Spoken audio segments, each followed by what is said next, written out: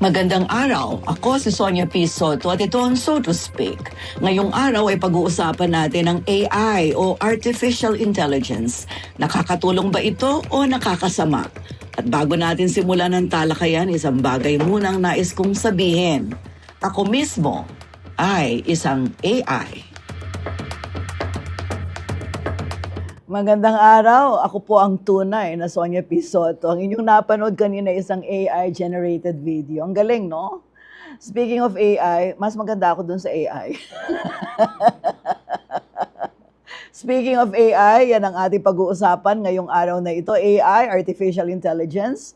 Welcome sa isa na namang makabulang talakayan dito sa So to Speak, kung saan ang punot dulo ng bawat usapin ay ating lilinawin. Pero bagong lahat, nais ko munang pasalamatan ang KBP Golden Dove Award na naggawad ng parangal na ito sa So to Speak noong nakaraang July 26 at ang tumanggap ay siyempre ang ating producer na si JM De Jesus at ang mga nagagandahan at nagagwapuhan na masisipag na So to Speak production team.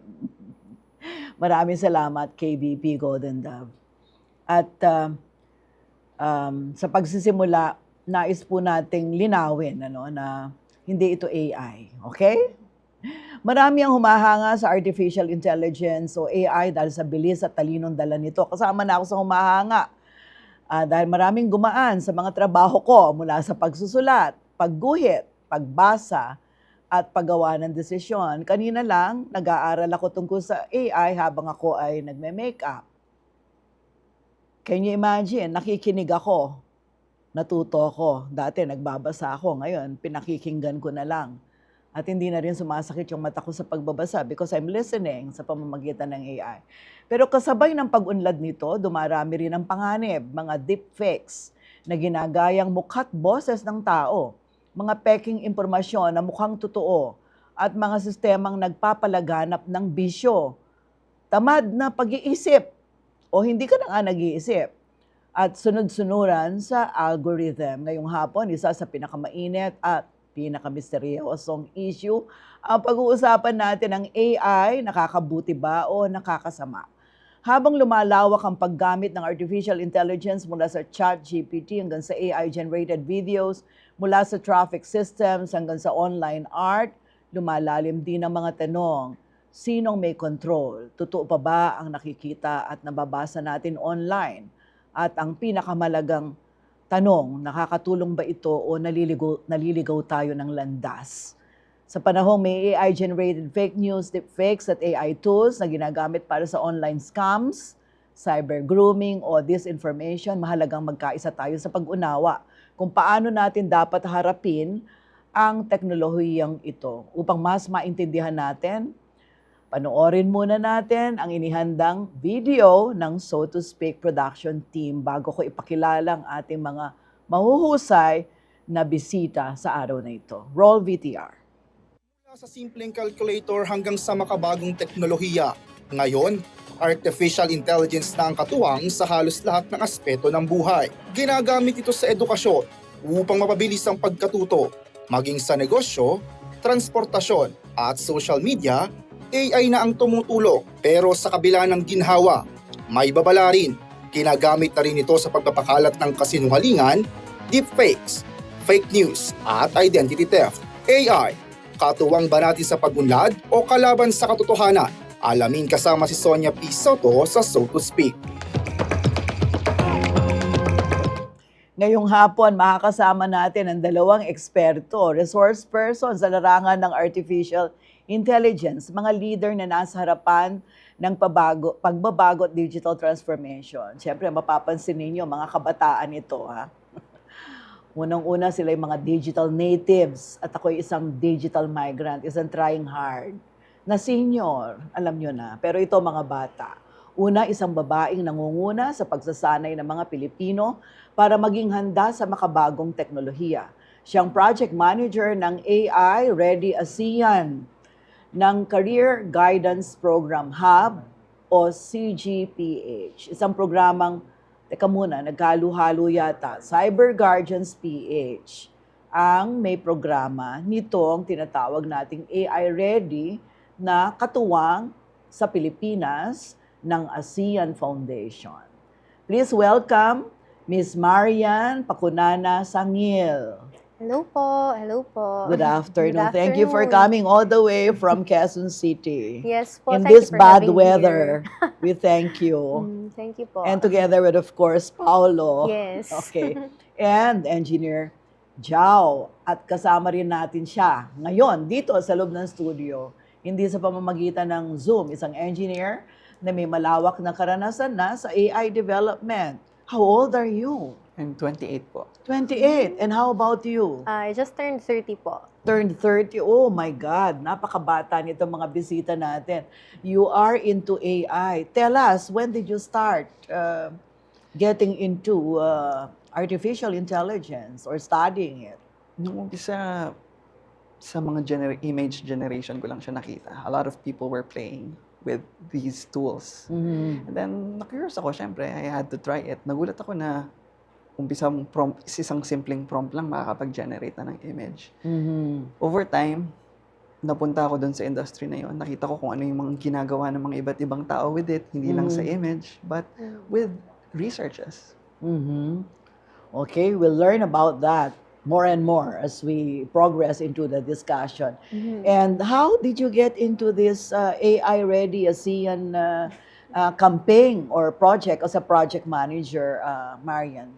Actually, for me po, no, I wouldn't claim to be an expert, but one thing is I've been seeing then some of the effects, and at the same time, I was invited to join the project and to help out si Mrs. Chi, who was the executive director of Cyber Guardians PH po, no? And because she wanted perspective din ng younger generation on how AI is being used po today, and yung mga different benefits na meron or yung magkukuha natin as the younger generation on using AI, how it can help us with school, and pati at the same time yung mga risks din, no, that we're facing, especially with this new tool or technology that's circulating po. So now actually yung focus namin is more on that din, no, na we do acknowledge that AI is a tool, so whether or not you use it for good or for bad, it depends on you and the person using it. So parang sa pagsisimula ang sinasabi natin, AI on its own, it's not good or bad. It's how we will use it. Alright, sige, tatanungin natin mamaya yan. Engineer Jose Jaime Felix Jao Garcia, and of course, Marian Sangil. Okay. Ang una kong tanong sa inyo, kapag narinig nyo ang salitang AI, ano agad ang pumapasok sa isip ninyo? Pag-asa, panganib, o parehong magkasabay? Depende talaga eh. Hindi siya ganun kasimple. Pero Okay. ako, syempre, I'm with the good side. Gusto kong gamitin siya. Ang daming pwedeng applications nito. Sa business, sa education, sa medical field, etc. Oo. Ikaw, because you are with Cyber Guardians PH, yes di ba? po. And you are more into campaigning to protect children Yes po. online against sexual abuse and exploitation. Yes. So, anong say mo pagdating sa AI? Actually, for me po, no, I believe na yung word na gagamitin ko would be opportunity. So, opportunity for those who may want to explore other industries, earn a living, or learn about different things. But there's also opportunity for those abusers online to use this Alright. technology, again, to trick people, to fool other people into believing what they're saying, or even for scamming people. And we have seen some examples of that online being used in money scams, for example, or getting information phishing din po, no? Pwede siyang gamitin for that. So, for me, it's really opportunity for the person who will be using it po. At least coming from the perspective of CGPH naman po. Yes. And bilang isang engineer, saan mo nagagamit ito? Sa mga business automation. So, madami kasing processes ngayon. For example, merong paulit-ulit na processes sa HR. Kahit kunyari sa mga simple surveys lang, mahirap i-analyze lalo na kapag thousands yung empleyado mo. Pwede mo na siyang gawin ngayon. Nagagawa ka lang ng simple AI system kung saan yung dati mong 2 months na gagawin, kaya na siya in 1 day. Yun ang maganda, di ba? So, of course, meron kang napapalitan na tao. Yun nga yung kinatatakutan eh. Pero pupuntahan natin yung mamaya. Mapapalitan nga ba ng artificial intelligence ang human intelligence? Or mas matalino na nga ba ang AI kaysa sa tao? Saan nyo, particularly dito sa campaign ninyo, sa AI, ASEAN Ready, Yes po. sino ang target market ninyo? Sino ang gusto nyong matuto ng AI para matulungan sila? Yes po. Actually, our main target market po talaga no for this particular project or beneficiaries rather are first youth aged 15 and above, educators and their parents. So, Okay. yung reason why we are targeting this particular group po kasi no is because the youth sila yung gagamit. Parents, so they would be aware kung ano yung bagong technology ngayon, ano yung bagong risks, how do they protect themselves and their kids din, no?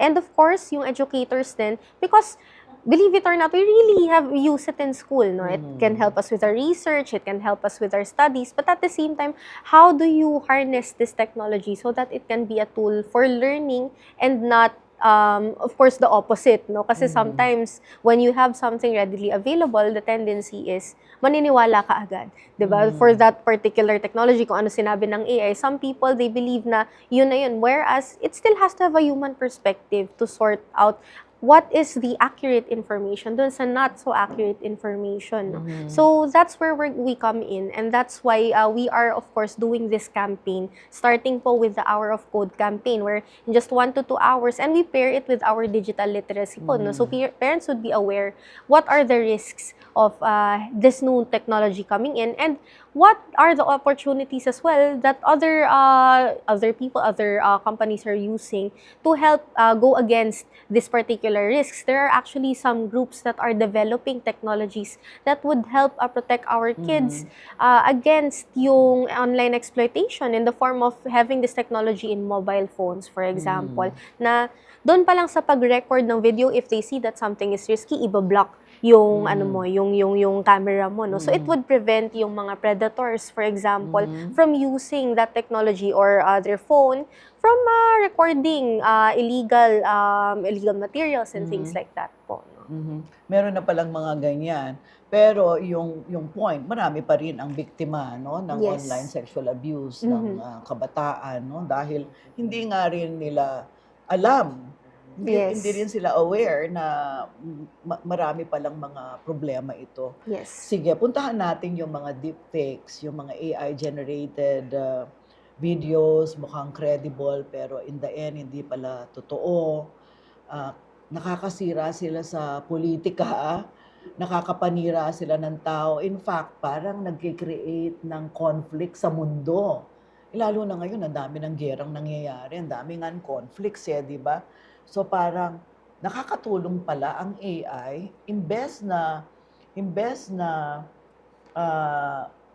magkaroon ng kapayapaan, lalong tumitindi ang hidwaan o gera. Paano mo titignan ito, Engineer Jao? Kasi nakikita ko, sabi mo nga, mas maraming benefits na makukuha sa AI, katulad na lang ng illustration mo kanina, di ba? Well, dito sa part na deepfakes, for example, minsan may mga ibang leaders na gumagawa ng mga deepfakes nila to promote misleading content. I wish I could say na may mga solution tayo for this one. Pero right now, self-managing tayo as a community. Tinatrust natin, ano ba yung mga sinasabi ng mga tao na to? Is it, we do double checks. Pero ngayon kasi, mahahalata mo minsan, may mga small gestures dun sa faces natin. Pero, in the future, I think mapo-perfect nila. Kasi, for example, yung Google VO, nakaka-release lang just this year. This year pa lang yun And kahit ilang months from now, I think mapo-perfect nila yung hindi mo na marirecognize. Kung alin ang totoo, alin ang hindi. Yes. Yun yung fear. Pero magre-rely tayo sa community natin. Kailangan natin mag-double check sa resources natin in the future. Yeah, and you have anything to say with that? To say about that? Kasi Yun ang nakakatakot, di ba? Yes po. Kasi sabi nga natin, depende, sabi nyo kung saan ito gagamitin ng tao. Tao ang lumikha nito eh. Yes. Tao ang patuloy na nagpapa-perfecto o pag-aayos nito. Tao pa rin, hindi ba? Hindi naman ito magiging perfect o better o mag-improve kung wala ring human intervention. Kasi sa utak ng tao din nanggaling ang artificial intelligence. Tama ba? Or can artificial intelligence be better on its own? Mas maganda kapag gina-guide natin. Alright. Sige. Okay. So, sa ganitong sitwasyon, magagamit nyo ba ang AI para isulong yung inyong campaign to put an end to violence against children, online sexual abuse, and so on? Can you really use AI in that sense? So for our perspective naman po, no, kagaya nung minention ko pong technology, there are also more other technologies coming out. Number one na tinuturo namin, we start at the level of those who can readily access, ano yung mga readily accessible na AI, no? For example, we have Gemini, ChatGPT. If you are a parent or a kid, you can easily use that to verify kung tama ba yung link na nakukuha mo, or is it getting your information, your private information? Kung meron ding other articles on certain on certain groups, for example, that would threaten yung security mo, like may news circulating that's a fake news online, and I have encountered this personally po, no, na they're saying you should go to a certain link to protect yourself from this scam that's going around. 'Di ba? Akala mo it's really helpful. But then when I go to Gemini, I check, and then it leads me to this article that shows na fake news pala itong umiikot, nagsa-circulate na info. So I believe eventually these technologies will develop, no? And it's still very early na ang dami nating early technologies pa lang na nakikita ngayon. But eventually, again, saying that it's a tool, no? There will be groups and people developing this technology for good, no, especially to protect women, children, and anyone really from disinformation, misinformation, and of course abuse, no. And eventually we're also seeing that there may be some technologies that will be developed then that would help tell those who are being affected, for example, where to go to ask for help, to seek for help, no. So we believe na that is something that will be present in the near future po, no? And it will really be helpful seeing how fast the technology really is growing po. Okay. Siguro para sa kabatiran ng mga hindi masyadong familiar sa artificial intelligence o AI na nakikinig or nanonood sa atin ngayon, hindi naman ito bagong imbensyon, hindi ba? Matagal na ito, di ba? Are you familiar sa pinanggalingan o mga kailan nagsimula na maimbento ang artificial intelligence engineer? Ang minodel nila itong AI, nirelate nila to sa how our brains work. Basically, yung mga neurons natin, kung paano siya nag-grab ng context sa surroundings niya, and kung paano siya natututo over time. So, based siya sa probability, itong AI. So, sa madaling salita, if i-explain mo yung AI sa kunyari, gusto mong malaman yung concept ng AI, magaling siya mag-predict. Yun yung AI. So, for example, may sentence ka. Let's say the sentence is, I am sitting on a chair and then a dog sat on my blank. So, isipin ni AI, ano ba yung next word na to? Lap. It can be a lap. It can be lap. Can be, sabihin lang natin, shoe. Can be your head, kahit mali, naka-base yun sa data na tinuro mo sa AI. So, hindi porkit sinabi niya yun, hindi porkit yun yung most probable. Ibig sabihin na yun na yung pinakatama. Kasi, scrape lang siya doon sa mga natutunan niya sa internet eh. So, hindi naman lahat ng nasa internet totoo. So, kaya natin kailangan turuan, double check, tama ba yung sinasabi ni AI? Yung iba hindi alam na yung halimbawa, yung mga phones natin, powered by AI na yung napakaraming bagay na nagagawa ng telepono natin, hindi ba? Ako bilang isang senior citizen at increasingly tumatanda na ng mabilis, yung mga anak ko na mga nasa age range ninyo, Sila yung tumutulong sa akin na para hindi na ako tatayo. Kung gusto ko nang patayin ang lahat ng ilaw, pinoprogram na lang nila si Alexa para patayin ang mga ilaw or buksan ang ilaw. Kunyari, tatayo ako sa hating gabi to go to the bathroom. Instead of groping in the dark, looking for the switches, di ba? Nagsi-switch on sa pamamagitan ng artificial intelligence. Yung mga ilaw na bumubukas pagpapasok ka halimbawa sa pintuan, di ba? Pati na yung mga locks sa pintuan, mga powered by AI na rin. So ang daming mga bagay na gumagaan sa trabaho natin, no? O kailangan ng people with disability or elders like me, for example, para mas gumaan ang kanilang buhay. Pero ang artificial intelligence, pag ginamit natin sa education, for example, meron kayong campaign, mahal yan, hindi ba?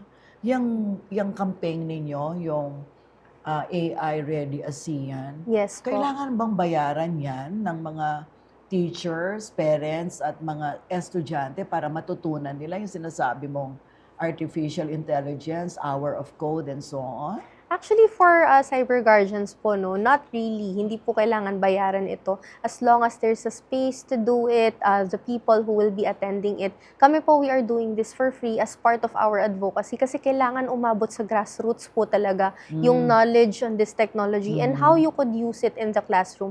And how do you defend yourself again against the risks po, no? So, ito po, if there's anybody who would like to join, we're really very open to it. And it's free. The program is free to join. So, saan ka ba naman makakakita nung ganitong klaseng training, no? 2 hours, and then we also have a 12-hour training available and a 20-hour training for those who are really interested in learning. Especially, ang maganda po dito, meron tayong kasabang AI ethics and AI for social good. Babalikan natin yan. Mamaya, after the commercial break, AI ethics and AI For social for good. social good. Isang click lang, pwede nang baguhin ang katotohanan, pero mag-break muna tayo.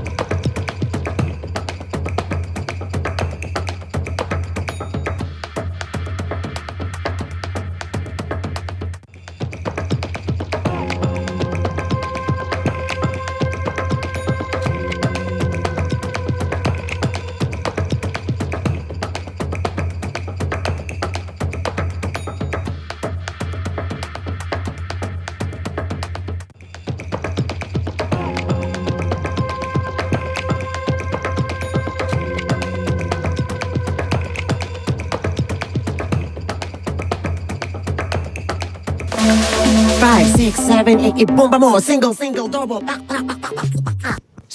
Na namang gagawin mo kayo, panampalingan na kami kanina. Kapamucho! Ay, malas naman. Inabas ko kita kay Totong, isininda mo, iningat niya. Bakit? Mga yabang lakano rin kapampangan. Make it positive na since mayabang ko, kailangan pakagaling ko. Ayun nakakaroon ko na bengi po. Rule number 1, the wife is always right. Na, ay, ating ko palang asawa. Ating palang maninaya ka ako. That's the reason talaga. King Church history mo naman makanta. Ding-ding minunong cardinal, minunong pari. Mag-pray ko talaga, Lord, na ng purpose ko kasi ay ako balo. Aliwading pengaring mo ilang sumabi na sumaup ka dapat kaya kami. Sakit itang atsulaking situation na buridang ipaluwal nung nanoy itang burida. Pero Tapi na, at kailangan tamong ating patunay, ita makapagal. So, at yung utak, sabi ko, Ala palang breather, ala palang chance magpainaw. Kapag kwento tayo saglit, ako na nga nyo pa yung gagawan nyo. Uling Indredo, Sinimal Alcoa, Balon, Chismis. Kapamudzo!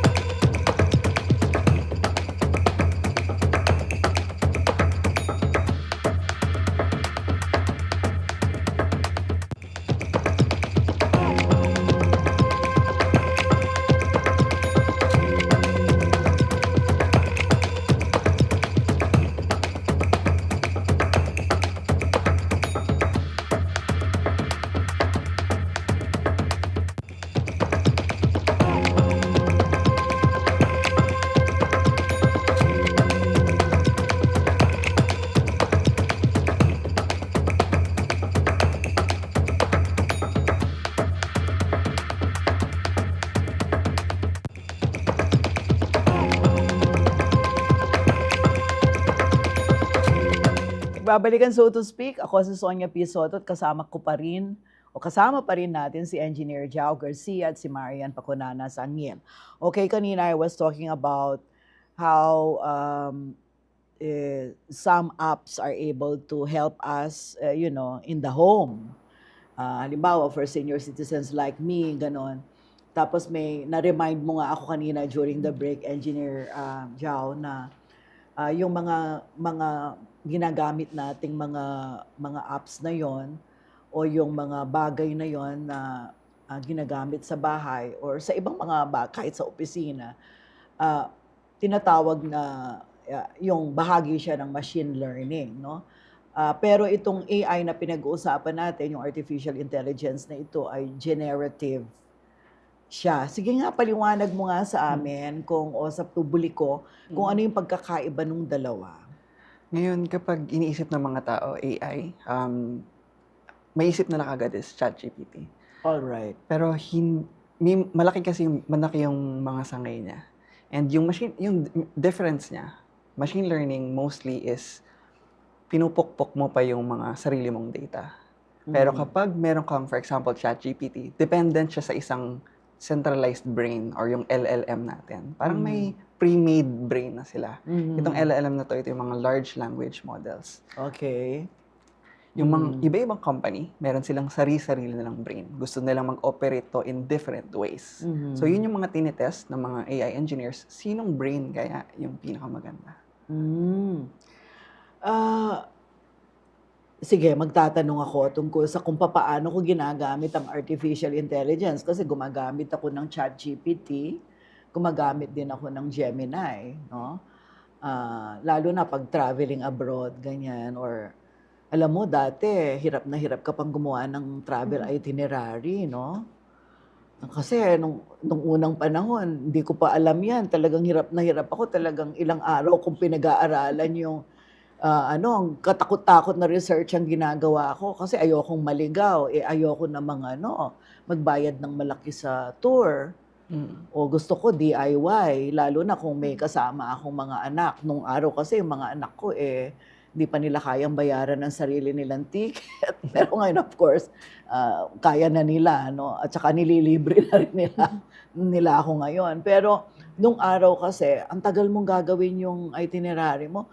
Pero alam mo ba, yung ChatGPT at saka yung Gemini, when you're abroad or even prior to going abroad, nagagawa na nila ang itinerary mo. Better than yung paano ko siya ginagawa noon o ginagawa ng mga tour operators. I'm not saying mas magaling ang ChatGPT or Gemini sa tour operators, pero ang daming mga bagay na i-input nila para magkaroon. Kasi sinasabi ko sa kanya, ito yung mga interest ko. Halimbawa, sasabihin ko, ang anak kong isa ay, ang edad ay 28. Ang isang anak ko, ang edad ay 30, pero ako ay 65. Paano kami magbe-blend sa aming tour na hindi kami maghihiwalay kung ganito kalayo ang mga edad namin? At saka sasabihin ko sa kanya, hindi ko na kaya yung mga lakarin na mahaba at saka yung mga aakyat ng matataas, no? Alam mo, ang galing niya. Talaga na-generate niya yung itinerary na akma sa aming tatlo na sila'y malakas at ako'y hindi. Anong masasabi mo dito? Actually, ginamit ko din siya nung recent travel ko. Oo. Pero ang kailangan natin i-note dito, depende sa brain or depende sa LLM. Meron lang silang date. Itong, for example, ChatGPT, ang alam niya lang na knowledge hanggang 2024. That's right. So, kung gusto mo ng 2025, iba yung gagawin mong instructions. Like what? Sige, turuan mo ako. Pwede mong sabihin na, specifically, pupunta ako ngayong 2025. So, ngayon, meron na silang mga tools na isa-search niya mismo yung web. They call it the web search.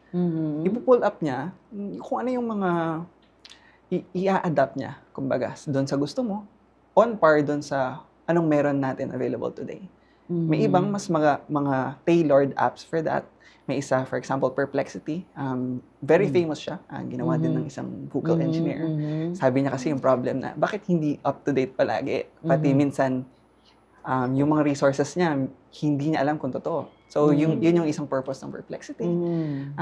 Kanya-kanyang, basically, nandiyan na yung brain. Pwede siyang gamitin ng mga tao. You can make an extension. Kunyari, for example, sa company. Kunyari, sa company mo, gusto mong mag-add ng additional resources. Pwede mong turuan yung, okay, ito yung mga files natin.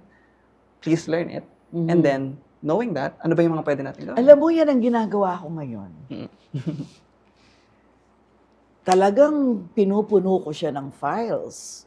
Lahat ng mga magagandang bagay na, kunyari, kung papaano ko talaga ma-analyze ng husto.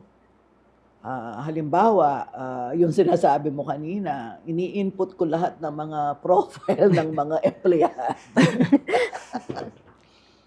Para makilala niya, tinuturuan ko siya. Tapos, minsan sinabi ko, ano ba yung mga problema? Bakit parang merong gap sa age, sa loob ng aming kumpanya, ganyan. Alam mo, ang dami niyang tinuturo sa akin. Mahusay, Isa yun sa projects ko ngayon. May mga sentiments kami ng mga different employees. Tapos, nakikita niya yung mga patterns. Okay, ito yung sinabi ng person na to, and then, itong team na to, somehow may relate dun sa sinabi ng person na yun. And then, by knowing this, you can actually predict what's gonna happen. Ito bang person na to, most likely, aalis na ba siya ng trabaho? I did that. I did that, and mind you, na-predict. This person is likely to live. But the next question is she likely to return? Pwede. Actually, ginagamit siya sa interviews. Probably. Oo. Well, meron ako mga in-input na information na, siguro napaprompt din siya sa akin, no? Kasi meron akong wishful thinking. Nag-wishful thinking din ba ang ChatGPT? Actually, yung mismong term na wishful thinking, nilagay namin sa models namin. Kasi what we want is, okay, ang ginawa kasi sa isa naming project is, tinry na muna namin i-extract yung person. Kasi minsan, we're doing a survey, tapos minsan, nahihirapan sila mag-open up eh. Hindi nila sasabihin lang nila, okay lang sila. Pero kailangan mong i-guide eh. Kailangan mo silang i-guide, and the AI can do that para mas maka-extract siya ng more information from you. And then, sige, knowing this, na ganito yung situation mo, ano ba yung mga gusto mo sana mangyari? Exactly. At alam mo, bilang isang human resource practitioner, no? for the longest time. Ang isang natutunan ko din, nung unang panahon, ang tagal gumawa ng training needs assessment and training needs analysis. Ngayon, hindi na. Meron na akong malapit ko nang matapos yung training needs assessment and analysis by inputting all the information na kailangan ko in order to find out ano ang level ng training na meron, ano yung kailangan na training, nasaang level itong mga tao na ito, and so on and so forth, para nga ma-determine ang pangangailangan. Alam mo, ang dami talaga din pwedeng matutunan. At sa larangan ng edukasyon, itong tinuturo niyong AI for educators, papaanong maaarmasan? How will you empower educators, teachers? Diba you are going to conduct training? Yes, for educators. Yes, around 80 yata na master trainers. Yes. What are you going to teach the master trainers who will be coming from the different schools all over Central Luzon? Yes, so actually yun po yung interesting dito, no? So of course, we would teach them how it works initially, yung mga general terms natin, but at the same time, papasukan nga natin yan ng AI ethics. So what is the responsible use of AI? Tsaka at the same time, yung mga consent din, no, to what type of materials you can feed dun sa AI, or di kaya yung consent nung gumawa. For example, when we talk about art, no, and I know this is very controversial, yung pagpapagawa ng art using AI, and it depends on the material that you feed dun sa AI kung may consent ba ni artist or wala. So that's one of the things that come up when we talk about yung ethics din, no? And even yung sa mga content creators, like their voice, yung likeness nila even, no? Because again, minsan yung likeness of some of the famous celebrities, ginagamit pang scam to ask for money from other people. And in the education field naman po, yung tinuturo din namin sa mga trainers, how do they use this new technology? Aside from the threats, no? How do they use this technology to be able to effectively teach yung kanilang mga students? Like, to summarize, for example, certain research, to identify if tama ba yung quotes, for example, na sinasite ng AI, among other things, no? Tsaka yung brainstorming even is actually, for me personally, no, it's something very good to do with AI kasi yung reach ng information niya, yung pag-search niya ng bagong information online that you may not always be aware of, nandun siya eh. And in this master trainer program, hindi lang siya tuturuan kung ano yung AI, ano yung responsible use, but they will also gain access actually to a learning management system which they can use to teach this to their students din po, no? So it's not only the knowledge, pero pati may tool na rin sila magagamit, may videos, may modules sila that they can use in the classroom even after po nung ating program po. So magkakaroon talaga sila ng tools, not just idea on how it can be used in the classroom, but even beyond that po, no, especially yung module natin on AI for social good. So for example, makikita nila, matuturo din nila, and then they themselves, no, matututunan nila ano yung mga ways na if you want to do some good, for example, meron kang project na gusto i-pursue, how can you use AI to contribute to those goals? What parts of your work can AI make easier po, no? So that you can use it para gumawa ng impact talaga on society. Like again, in our case, no, as an NGO, of course, AI is very helpful because syempre may mga things na we're not always aware of, we're not always able to see, pero pwede kami magpa-summarize, for example, ng information sa AI, especially on what are the best ways to teach, for example, sa public, if you have a certain age range, ano yung mga information that they would resonate with, and then it can help us, no? Yun yung isa sa mga uses din ng generative AI that we are able to use among the multiple things po na applications po. Okay. Engineer Jao, ano-ano yung mga ginagawa niyo na mga program na tingin mo talagang nakakatulong sa sa progreso ng isang community? Halimbawa, katulad natin dito sa Pampanga, sa isang probinsya, halimbawa mo na, ano yun? Ano yung pwedeng tumulong sa atin? Ako, nakikita ko ngayon na pwede natin gawin sa mga AI. Ang isa-suggest ko is, let's just start simple. And try lang natin i-execute yung paggamit ng agents. ano ba yung mga agents na yon? May mga agents kasi na, itong mga AI na to, they can work in teams. Meron kang AI for research, meron kang AI for planning, tapos meron ka ring AI na magche-check. Now, pwede silang mag-usap itong mga AI na to. They can work together. And paano ba natin apply ito sa, for example, sa government right now? Okay. Sa tingin ko, kung ako yung gagawa, Kunyari, local government unit. sige, ang target ko sa business registration, for example. Okay, business Kasi, registration. Ikaw, kunyari, you just want to put up a business. And ang current na gagawin natin ngayon, aalamin mo, ano ba, sole prop ka ba? Or corporation ka ba? Or one-person corporation? Aralin mo kung fit ka ba dun sa mga categories na yon. Pero the better solution is, okay, sabihin mo na lang sana sa AI na, okay, this is what I want. Ano yung mga requirements mo para sa akin? Mas mabilis kasi yun. Madali lang gawin yung process na yun. Sa tingin ko, kahit within a week, magagawa yung agents na yun. Kailangan ba maging techie para magamit ang AI? Kasi yung ibang inaalala, kung hindi ka, kunyari, yung katulad namin, yung mga, well, of course, compared to yung people of my age, medyo may pagka-techie naman ako ng konti because of the kind of work I do. You know, I am in broadcast media. I've been in broadcast media for almost 20 years. So medyo hindi ka naman pwede mag-survive dito kung hindi ka techie, no? Mabilis na ng turnover ng technology kasi sa broadcast media, no? Pero yung ordinary na, kunyari, may bahay na hirap nga sa paggamit ng ng cellphone, halimbawa mo na hindi marunong mag-online purchase. Kasi mahilig ako sa online purchase. Kanina nga bumibili ako ng semi-recumbent bike sa Decathlon. Nakalibre pa ng patalastas. Online na lang. Dati pupunta ka pa sa store, di ba? Anyway, kailangan ba maging techie? Hindi mo siya. Ang kailangan mo dito is you need to be very good in communicating. Okay, sige.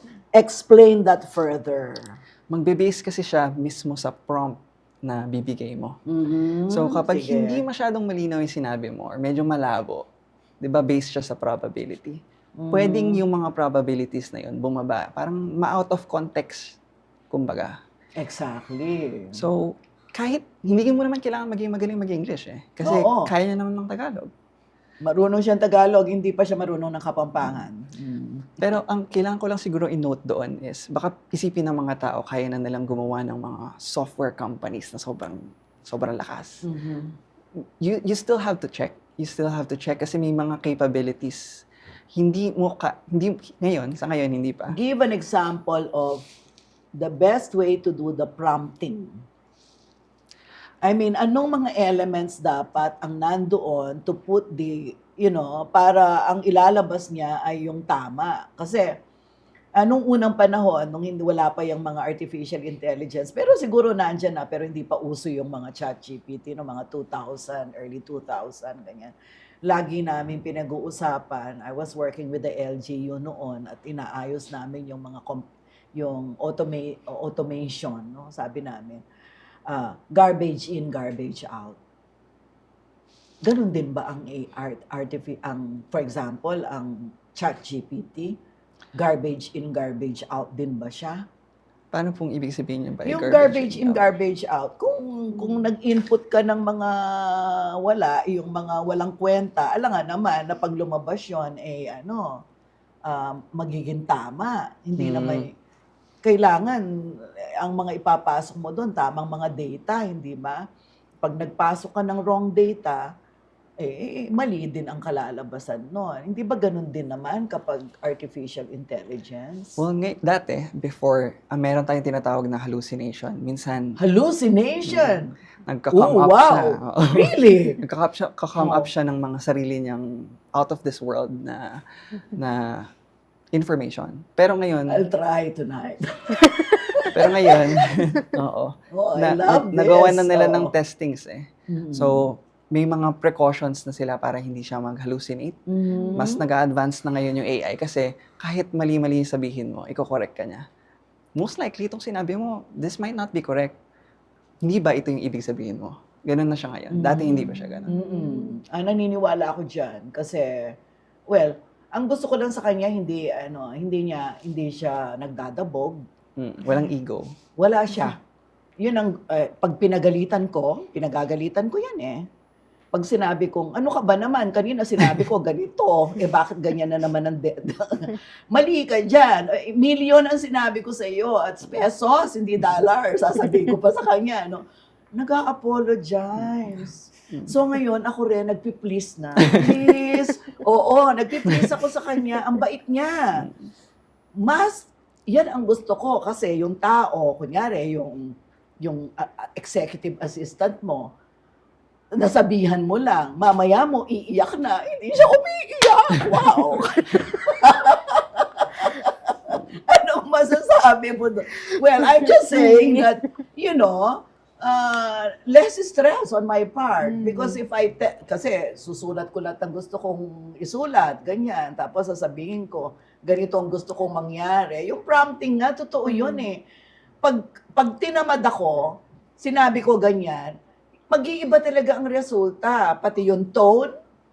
This is not me talking, sasabihin ko sa kanya. Tapos sasabihin ko, I am Sonia P. Soto. Remember ka ako? Oh, sorry. I didn't know. Tapos ibabalik niya yung tone ko. Kasi I have a special tone. Because I'm a unique person, right? The way I speak and all that. Ganyan. Tama yung sinabi mo. Depende sa kung paano mo siya pinramp, pati na yung context, di ba?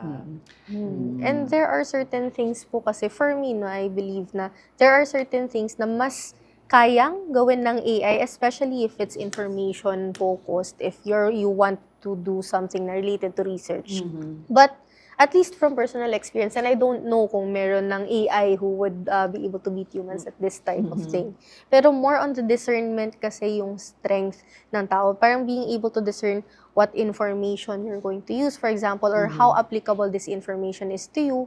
And at the same time, no, ano yung application niya sa'yo? Ano yung gusto mong ipagawa sa kanya? Those things, for now, so far, at least nakikita ko pa na yung tao pa ang nakakapag-discern ng particular na information na pinapresent sa kanya.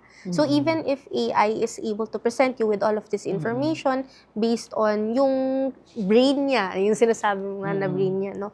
Meron pa rin isang angle na people kasi have more nuance. And pinag-uusapan namin to actually kanina dun sa NCAP, di ba, recently na in-implement na if hindi kumpleto yung information or if walang paired na human discernment kasi, it would be so easy to miss certain situations. No? So, using that as an example, sabi nga ni Jao kanina sa conversation namin, kung wala yung mga signs on the road, makukuha mo yung nag-violate. Pero alam ba nung nag-violate na nakapag-violate siya ng rule? And this was something we were talking about earlier po. No? Yeah.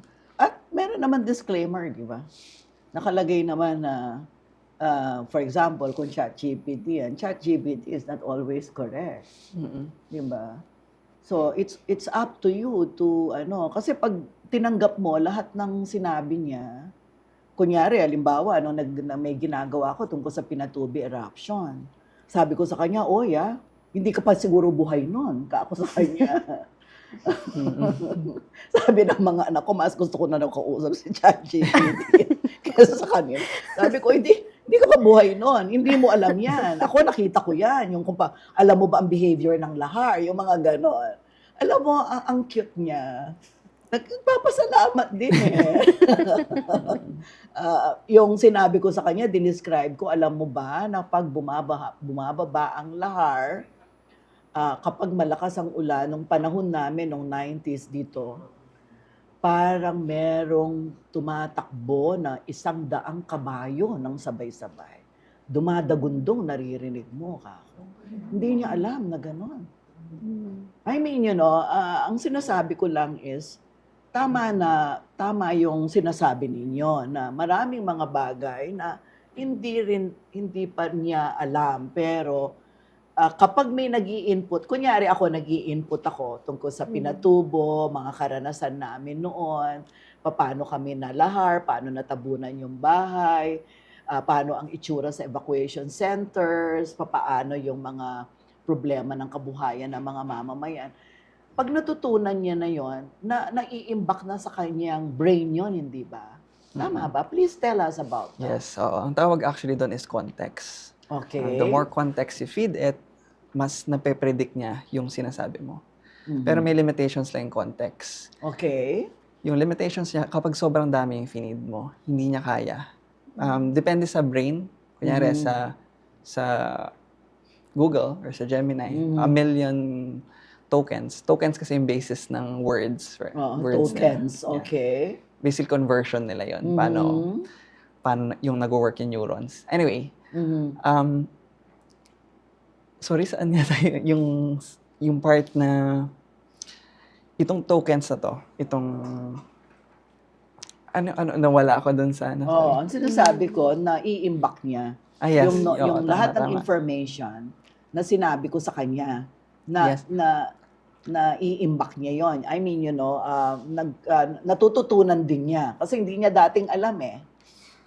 Parang ako nag-input doon. So, natuto rin siya sa akin. As a human, itong si artificial intelligence na ito, natuto rin siya sa akin. As a human being na gumagamit ng artificial intelligence to do what I'm doing. Yes. Bali, may context window lang tayo doon. May limit lang siya. Hindi siya sobrang laki. Kaya kapag finid mo siya ng sobrang laking information, yung pinakahuling, yung napasok lang doon sa context window na yun lang yung kaya niyang i-interpret. I see. Oo. Well, I have to, kailangan ko pang unawain yung sinabi mo. Hindi ko pa siya nauunawain. Okay. So, kailangan pala tayong mag-gap sa ating pagbabalik. Pag-uusapan natin ang mga nakakabahalang epekto ng artificial intelligence, yung ethics na tinatawag mula sa pagkalat ng maling impormasyon hanggang sa banta sa trabaho ng tao. Dapat ba tayong matakot? O ito ba'y hamon lang na kailangan nating paghandaan? Huwag po kayong aalis, babalik ang So to Speak.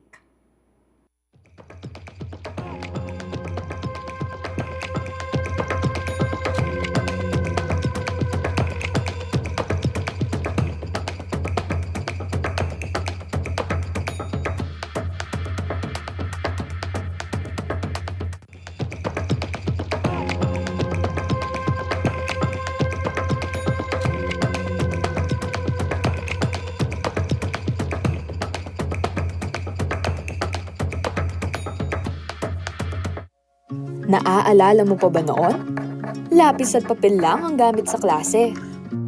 Si Ma'am, nagsusulat sa blackboard. Si Kuya Driver, papel na mapa ang gabay. At sa pabrika, halos lahat mano-mano. Mabagal, matrabaho, limitado ang pwedeng gawin. Pero ngayon, ang daming nagbago. Kaming mga student, naka-gadget na!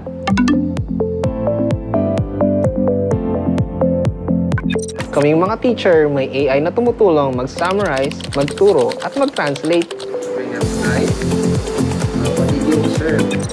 Kaming mga driver, may waste na!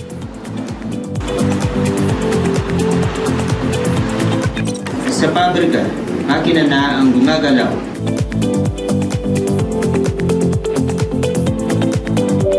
Unti-unti tayong umuunlad dahil sa tulong ng artificial intelligence. Mas mabilis, mas matalino, mas magaan ang buhay.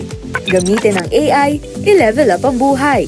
AI Ready ASEAN, hatid ng Cyber Guardians PH at CLTV 36.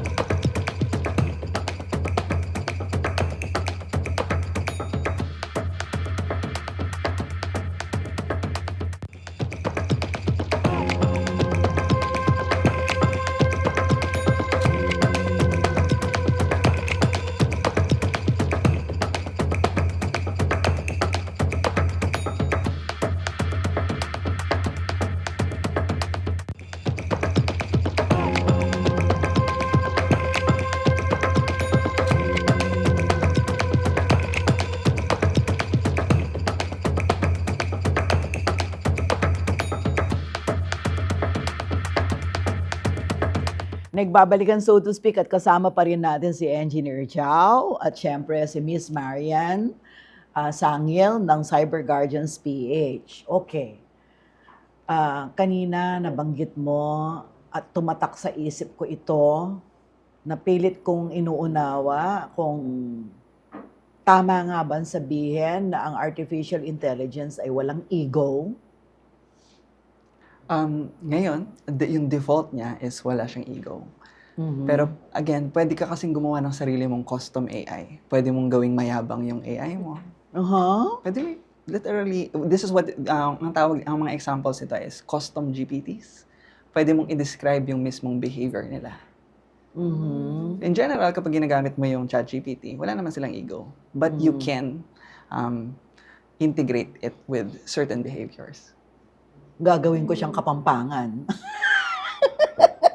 Pwede, if we have data. Di ba sabi nila, Kapampangan daw, mayabang di ba? Gagawin ko siyang Kapampangan. yung okay. Pero,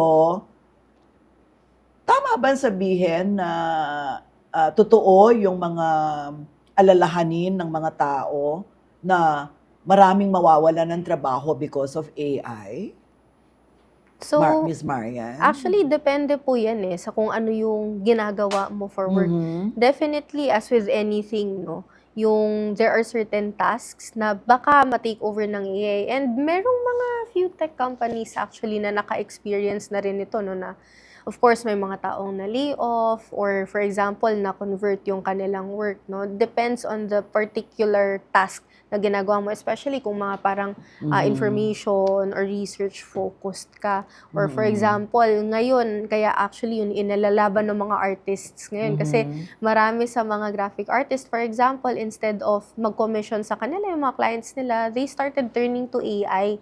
So, kasama rin yan, but in certain fields, for example, and this is usually sa sa either sa creative field or sa mental health field. Like sa mental health field, yung mga very crucial things, for example, yung therapists or counselors, that is something na mahirap pang i-replace ng AI dahil very heavily reliant on context. So actually, meron ding umikot po na article din, and it was showing how an AI responded to a therapist who played the part of a troubled teenager. And ito ay nakwento po sa akin na aking husband po si Paolo, And dahil troubled teenager nga, the things that teenagers say, medyo extreme sila, So one moment, kina-counsel siya na how they should, parang how are they feeling, na their emotions are valid.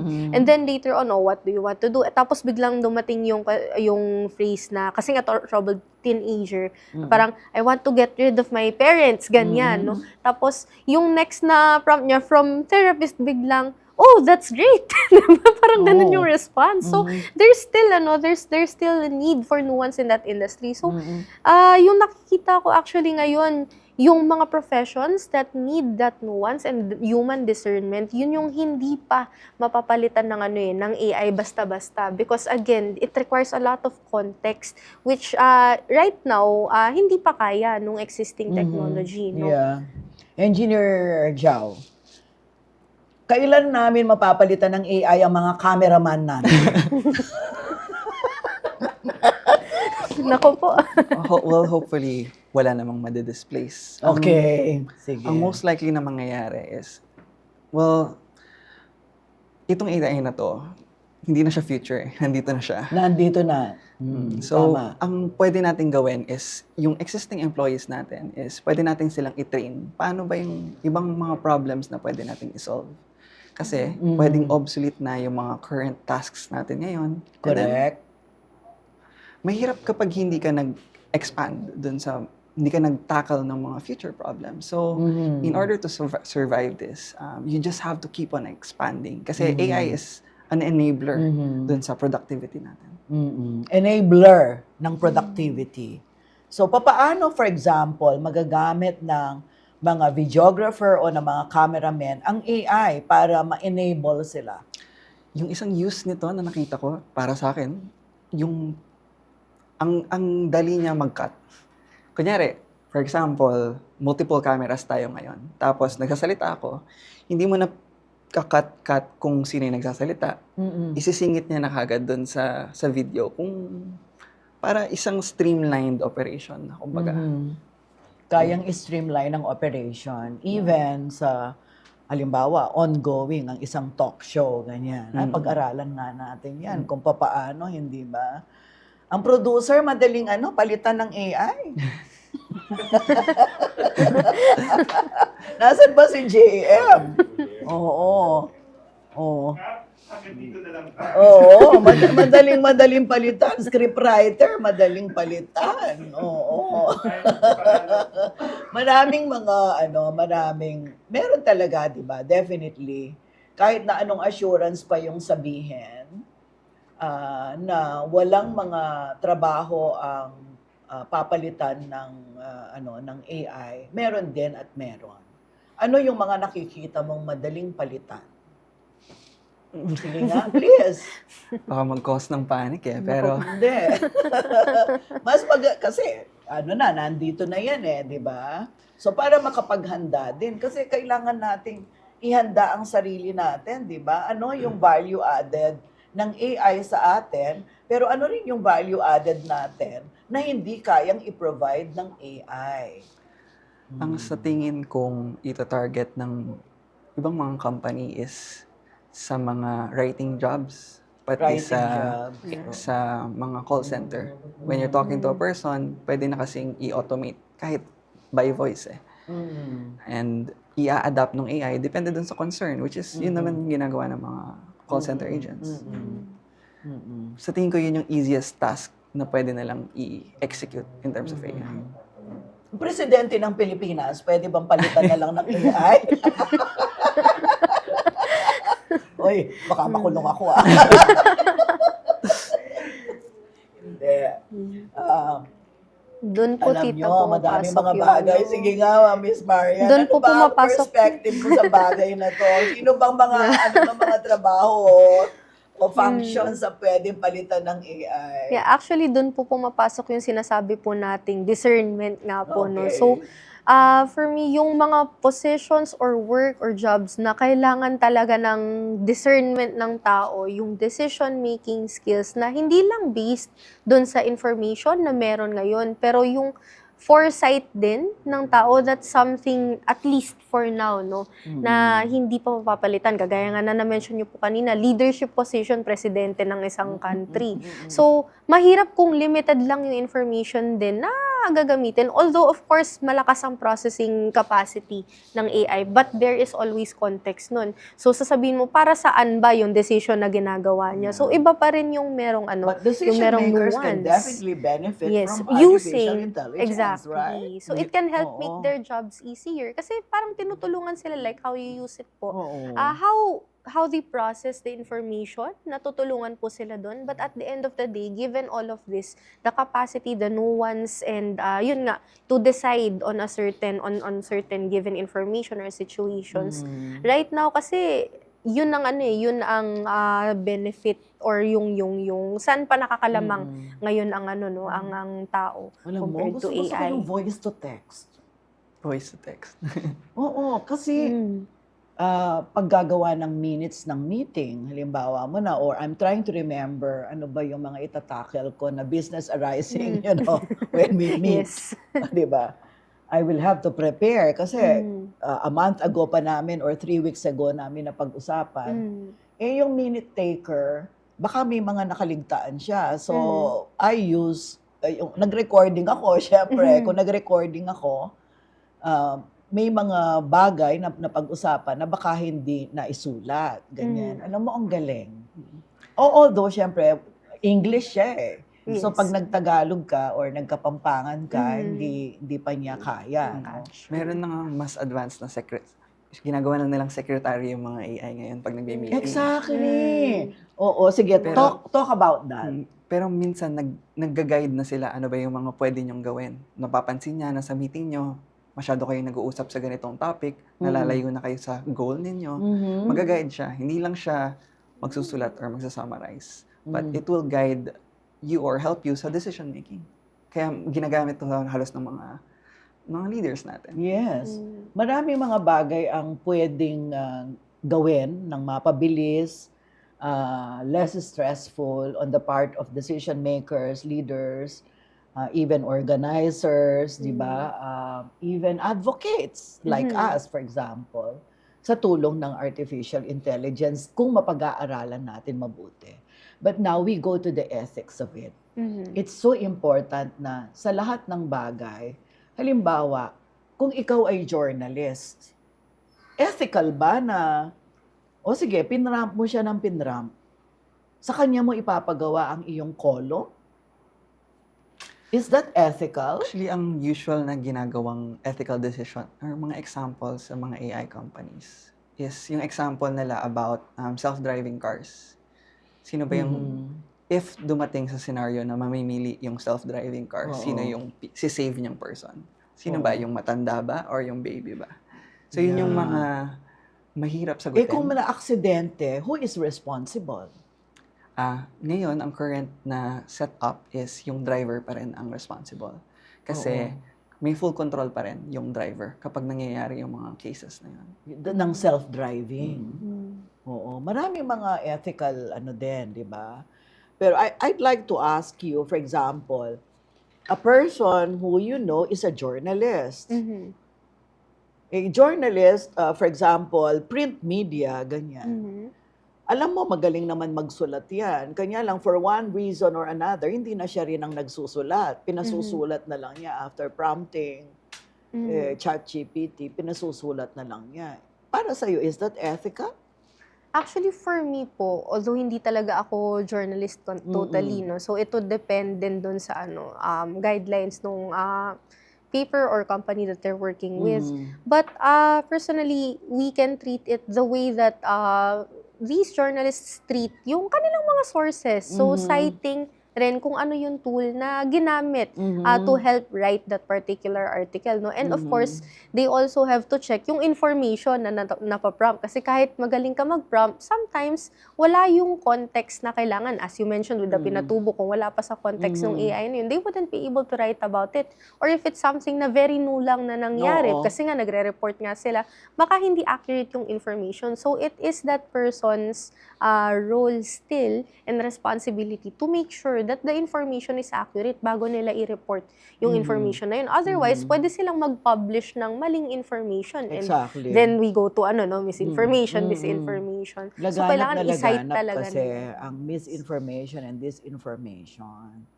Kasi actually, pag titignan natin ngayon, ang daming mga bagay na nangyayari kahit sa Pilipinas na mas pinaniniwalaan pa ng mga tao yung maling information na nanggaling sa isang tao na hindi naman nag-research, wala naman sa pinangyarihan ng pangyayari.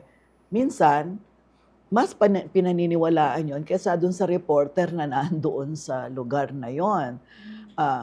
Yun kasing reporter, for example, sa amin sa TV, may vetting pa kasi eh. Kasi 'di ba meron tinatawag na yung kailangan meron ding gatekeeping ganyan. So syempre yung ordinary vlogger na hindi naman siya journalist, wala siyang masyadong mga considerations sa mga ganun. Wala man siyang editor. Wala naman news desk officer. Hindi naman require na na tawagan yung kasi syempre halimbawa, ginagamit pa rin ngayon ng mga ibang mga yung triangulation na sinasabi, yung kailangan meron ka munang verification doon sa kunyari kung sa politika yan, doon sa source, doon sa kalaban, doon sa iba pa, etc. So ang nangyayari mas yung hindi nag-verify, yun yung pinaniniwalaan. At siya yung nauna. Kasi ito dumaan pa sa proseso yung yung istorya niya bago ilabas sa isang lehitimong news, sabihin na natin, news program ng isang mainstream organization o news organization kamukha namin. Anong masasabi mo doon? Engineer Jao? Ang mahirap kasi doon is targeted itong mga, kunyari, yung makikita ko sa feed ng, let's just say, Facebook ko, tailored siya katulad sa mga taong may same interest sa akin. And Yung algorithm na yung tinatawag. algorithm. Oo. So yung nagiging mahirap kasi i-control dito, lalo na kapag fear is involved, madaling kumalat. And Yes. ngayon, wala pang masyadong regulation sa mga social media kung paano to nagsispread, kung paano to i-regulate.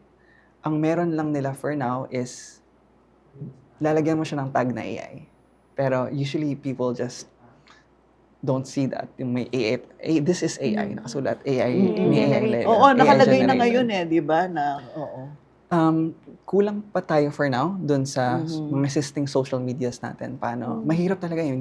I wish I could say na merong solution paano i-fight yung mga fake news. Meron bang way of knowing kung ang sinulat, yung nakasulat na binabasa mo ay nilikha ng ChatGPT? Hindi nagiging accurate yung mga GPT checkers eh. Yung mga, Wala pang ganon. mahirap din gawin. Hindi siya very difficult to gawin. Sa academe, actually, may mga nagiging issues na yung legitimate na nagsulat ng paper nila na binabagsak dahil in-identify nung GPT checker as AI-generated. Whereas talagang they did the work. No? So, meron ding fault from time to time yung current na mga checkers natin for AI. So, tama, I agree with Engineer Jao din na mahirap pa right now na masabi, lalo na for the text na na sinusulat to identify unless of course sanay ka na this person has a certain tone tapos biglang nagbago yung tono niya, doon mo ma-identify na ay parang iba yung tone nito, parang gumamit siya ng AI o iba yung nagsulot nito. Pero if wala kang ganung context, then hindi mo siya malalaman Pero na AI siya. Yung bang Grammarly AI yun? Nag-inject sila ngayon ng sarili ng AI. Oo, kasi kaya niyang sabihin, kunyari meron ako ipapasok doon. Please check this for plagiarism. Alam niya eh. Pero si ChatGPT, usually doon na rin pumupunta yung mga tao pag mag-grammar check. Diretso na sila kay ChatGPT. Oo. Nagpe-play, rin siya, nag-check din siya kung plagiarize. Yung plagiarism, hindi niya. Ang kaya niya lang is... Yung ibang, meron akong ginagamit. Dati, of course, mahal kanya, hindi na ako nag-subscribe uli. Yun, na-check niya for plagiarism. Sinasite niya. This sentence came from this blah blah blah na article. Ang pwede niyang gawin is meron siyang tinatawag na deep research. Kapag may binigay kang context or yung prompt mo, pwede mong sabihin sa kanya na ano ba to, plagiarized ba to? Nahahanapin niya, pupul niya lahat ng mga research papers na may sinabi ng ganitong line. And doon mo ma-verify if plagiarized ba siya. Pero nagiging unfair din, for example, sabi mo dun sa taong nagsulat, na siya naman talagang original na nagsulat. Diba? Pagkatapos sasabihin nung checker na sinasabi ninyo na AI-generated na AI-generated. Yes po, kasi unlike yung sa plagiarism checker, actually dun din pumapasok again, yung tao na nagdi-discern kung ito ay isang plagiarized piece of work or AI-generated ba siya. Kasi kapag meron kang tool, based on the tool, sasabihin niya, plagiarize to dahil merong similar line. Pero si tao makikita niya na may citation pala in that particular paper. But now, ang mahirap, pag sinabing AI-generated, pag hindi kabisado, for example, nung educator, yung tone, yung way magsulat ng estudyanteng to, hindi niya matitel kung AI-generated or hindi. Pero if tinuturuan niya all throughout that school year, and alam niyang ganito talaga magsulat yung particular na estudyante na to, ma-identify niya, ma-discern niya, and makakausap din niya face-to-face yung kanyang student. So, doon pumapasok yung role ng tao, nung ating educator in the classroom, in identifying that one. Sa ngayon, bilang panghuling tanong, kasi naubos na yung oras natin, medyo mahaba na, nag-overtime tayo. Sa ngayon, meron ka kasi kanina, Engineer Jao, na sinasabi na malalaman mo pag AI-generated ang video ng tao. Kamukha kanina, di ba? Yung video ko, alam nyo na AI yun, di ba? Kasi merong something about it na pero sabi mo nga, darating ang panahon na baka pati yan, hindi na natin alam kung kung AI generated yan o hindi. At ito ay nagagawa yung mga sinasabing deepfakes na pwedeng akala mo ito yung Secretary General ng United Nations na naghahasik ng lagim o kaya si Trump. si Trump parang ang hirap tignan kung AI o hindi. Well, no.